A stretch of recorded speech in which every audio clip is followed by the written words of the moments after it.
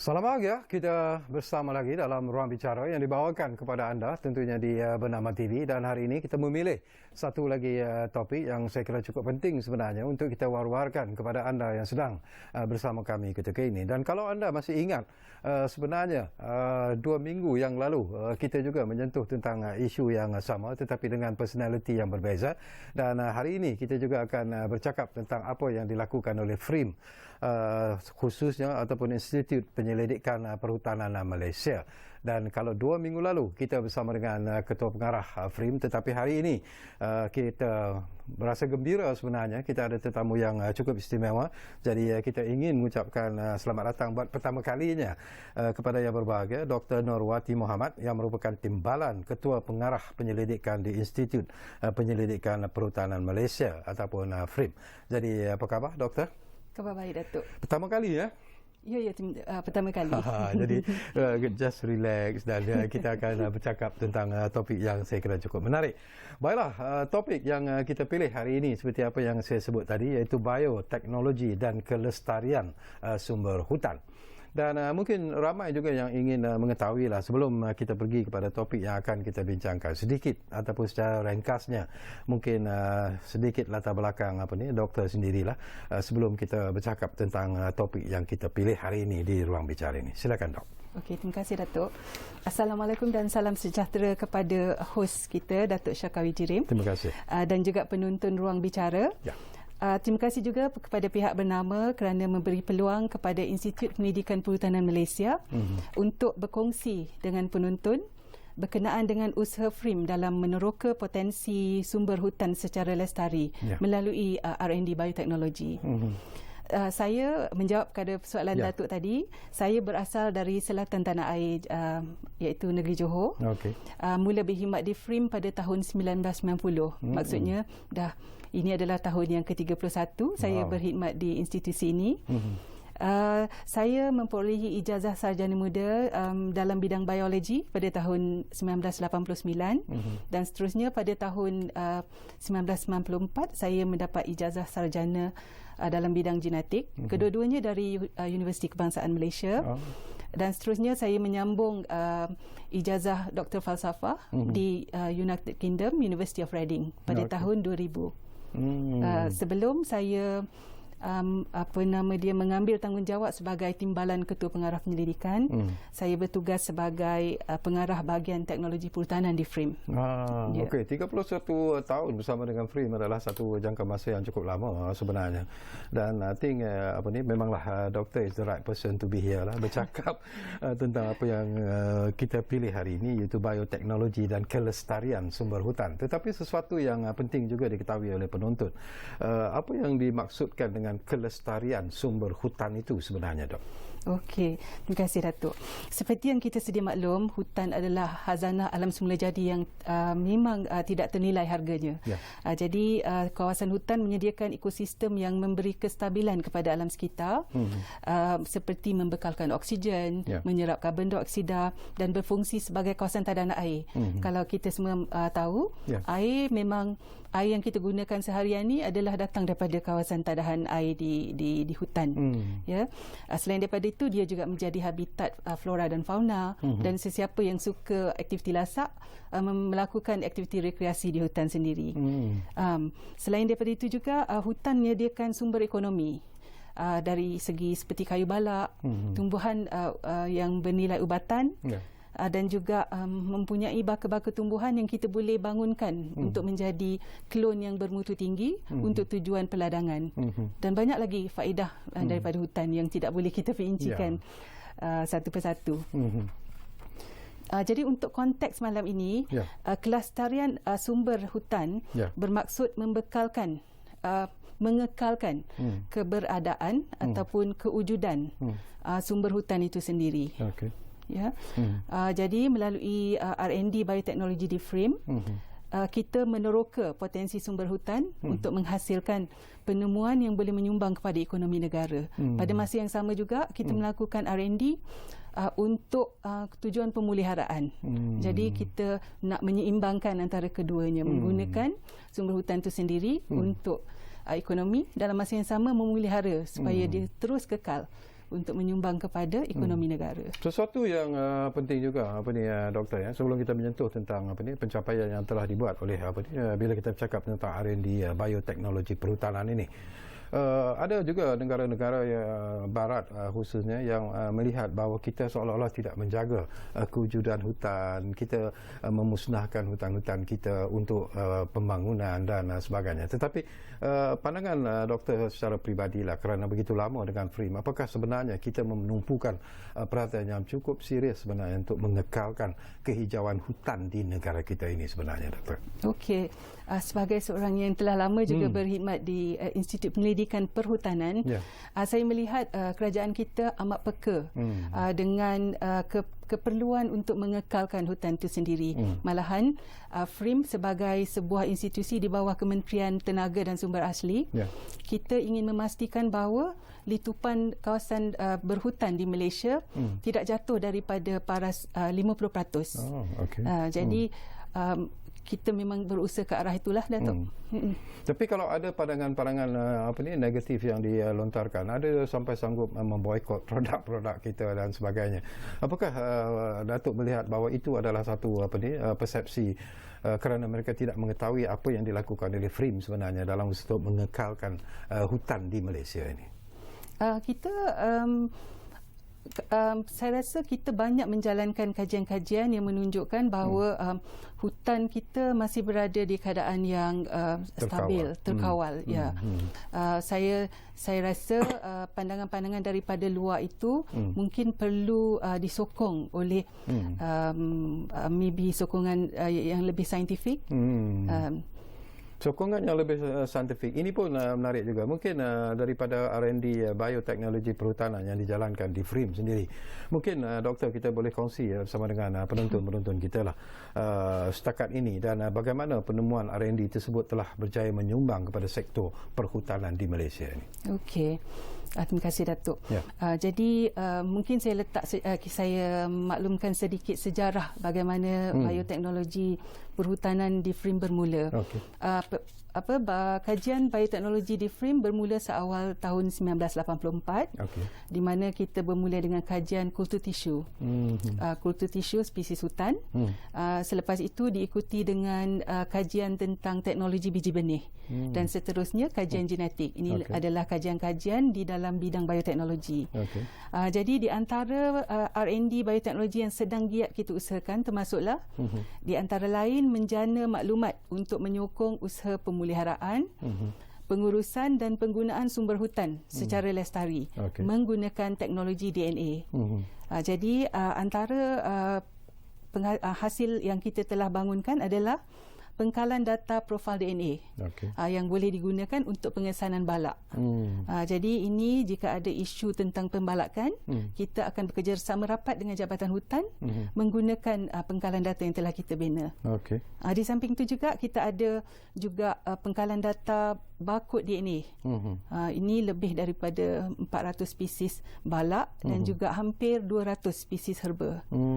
Jadi pengkalan data ini boleh digunakan oleh industri bioteknologi sekiranya ada isu yang memerlukan pengencaman spesies. Bila doktor sebut tentang isu balak ni, doktor, barangkali ramai tak mengetahui bahawa bila kita bercakap tentang balak di Malaysia ni, dia ada 8 spesies sebenarnya yang diberi perhatian oleh FRIM sebenarnya. Jadi mungkin kita boleh kongsi bersama, doktor. Untuk membina satu pengkalan data profil DNA adalah bukan perkara yang mudah. Jadi 8 spesies ini dipilih berdasarkan kepada kajian-kajian yang telah dijalankan oleh FRIM. Jadi untuk membangunkan data ni, kita perlu mengambil sampel DNA pokok-pokok di seluruh negara. Jadi memandangkan kita menjalankan kajian ke atas 8 spesies ini, jadi untuk fasa yang pertama ni kita bangunkan pengkalan data untuk spesies ini dulu. Kita mempunyai banyak spesies, tapi setakat ini 8 dulu yang kita ada untuk pengkalan data DNA, profil DNA. Dan seterusnya apa lagi yang dilakukan oleh R&D bioteknologi perhutanan ni, doktor? Yang tadi tu kita bercakap lebih untuk tujuan pemeliharaan. Kita membantu Jabatan Hutan untuk mengawal aktiviti-aktiviti penuaian yang secara tidak sah lah. Yang seterusnya adalah pembiakbakaan. Pembiakbakaan ni adalah untuk membangunkan klon-klon yang kita boleh jadikan peladangan. Jadi ini salah satu tujuan untuk mengurangkan tekanan kepada hutan asli. Jika kita ada bekalan kayu balak melalui ladang-ladang hutan, jadi sekurang-kurangnya kita dapat bekalan kayu tanpa terlalu bergantung kepada hutan semula jadi.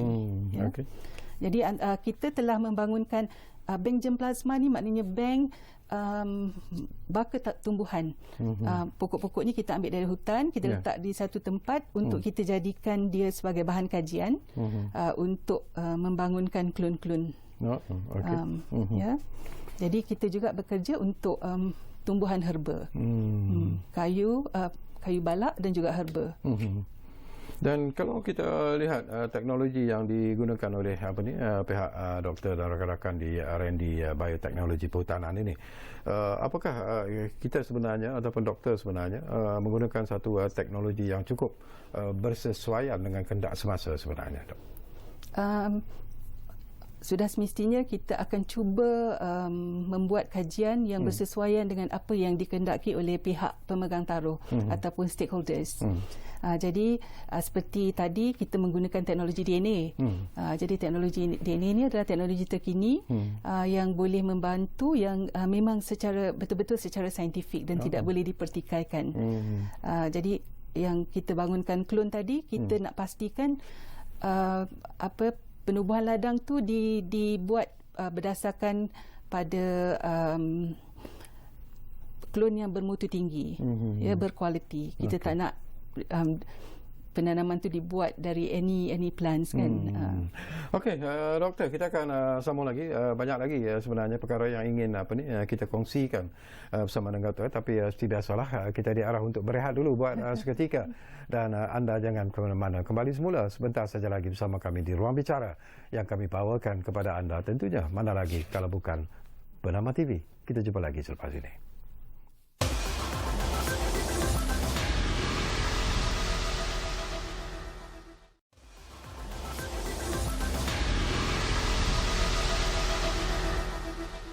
Baiklah, kita kembali semula ke Ruang Bicara ini. Masih lagi kita bercakap tentang bioteknologi dan kelestarian sumber hutan, dan tentunya kita masih lagi bersama dengan tetamu yang cukup istimewa yang berada bersama saya di studio Ruang Bicara ini, iaitu yang berbahagia Dr. Nurwati Muhammad yang merupakan Timbalan Ketua Pengarah Penyelidikan di Institut Penyelidikan Perhutanan Malaysia ataupun FRIM.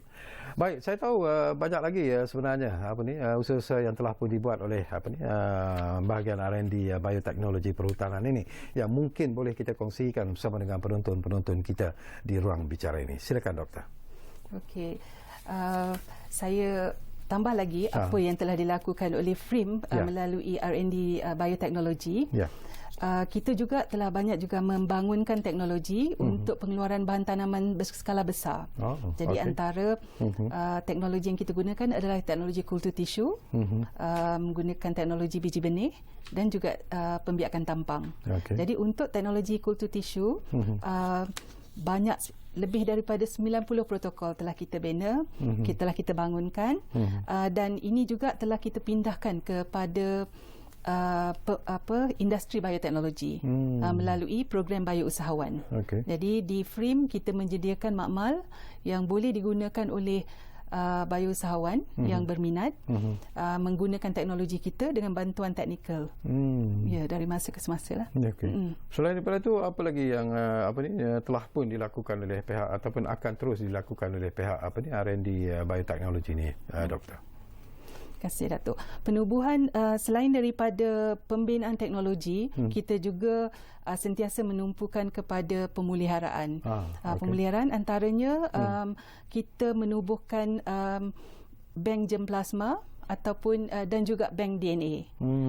Ini adalah sangat penting kerana kita tak tahu sama ada sampai bila sumber hutan tu boleh ada daripada satu tempat. Jadi jika ada peluang, kita akan ambil sumber hutan tersebut, dibawa ke satu tempat yang kita kata lebih terjamin untuk kelangsungan R&D dalam bioteknologi.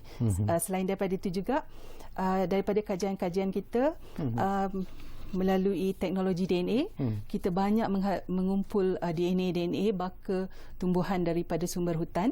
Jadi kita kumpulkan secara sistematik dalam bank DNA. Setakat ni kita ada lebih kurang 15,000 DNA yang tersimpan yang boleh kita gunakan di masa-masa akan datang sekiranya perlu.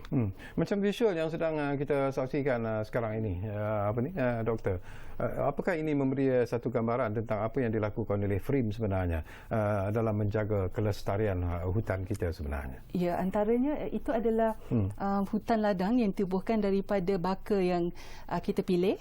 Tadi yang saya nampak di situ adalah pokok sesenduk. Ini adalah satu spesies yang menjadi keutamaan kita kerana dia adalah spesies tempatan dan di antara spesies yang cepat tumbuh. Dan yang kemudiannya adalah meranti temak nipis.